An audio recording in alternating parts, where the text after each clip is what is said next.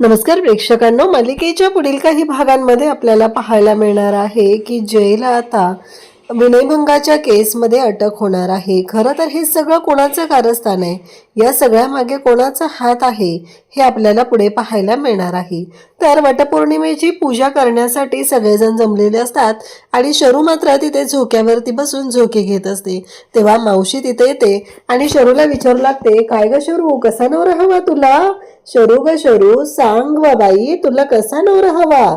असं सगळे विचारत असतात। तेव्हा शरू मात्र लाजत लाजत उत्तर देत असते। प्रेक्षकांनो, शरू खूप लाजत असते। शरू म्हणत असते की माझा नवरा हा प्रेमळ हवा, माझ्यासोबतच तो इतरांची मदत करणारा हवा, असं ती सांगत असते। आणि नेमकं त्याच वेळेस जय हा एका आजींची मदत करत असतो। त्या आजी तिथे पूजेसाठी आलेले असतात आणि जय नेमकं तिथं आता त्यांच्या मदतीसाठी आलेला असतो। त्याच वेळी इकडे शरू मात्र सांगत असते की माझे मूड स्विंग जपणारा हवा, माझ्याबद्दल त्याला प्रेम वाटायला हवं, तो प्रेमळ हवा। आणि तेव्हा मात्र हे सगळं आता जयमध्ये दिसत असतं। सगळेजण पाहत असतात, सगळेजण म्हणत असतात की हे जर आहे, हे सगळे गुण शायनरमध्ये त्यांना दिसत आहेत। या गोष्टीमुळे मात्र सगळेजण खुश झालेले असतात।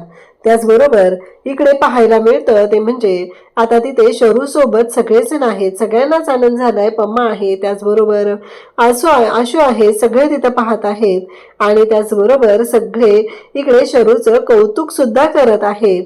सगळ्यांना छान वाटत असतं, कारण शरूने तिच्या मनातल्या अपेक्षा बोलून दाखवलेल्या असतात।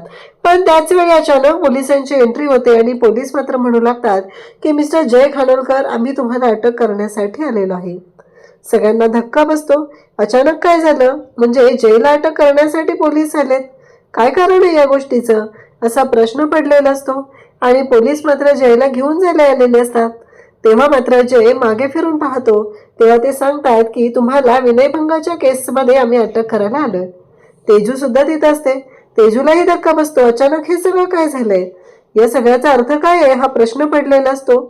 आणि जयला मात्र आता पोलीस घेऊन चाललेले असतात। पण त्याच वेळी शर्वरीमध्ये येऊन कशा पद्धतीने अडकवणार, कारण ऑफिसमध्ये जेव्हा जय आणि शरू एकत्र होते तेव्हा त्यांच्या बाबतीत काही कोणी कारस्थान केलंय का, या मागे कोणाचा हात आहे? ती मावशीची मुलगी आहे, ती तर यामध्ये सामील नाहीये ना, हे आपल्याला पुढे पाहायला मिळणार आहे। अशाच अपडेटसाठी चॅनलशी कनेक्ट राहा। थँक्यू।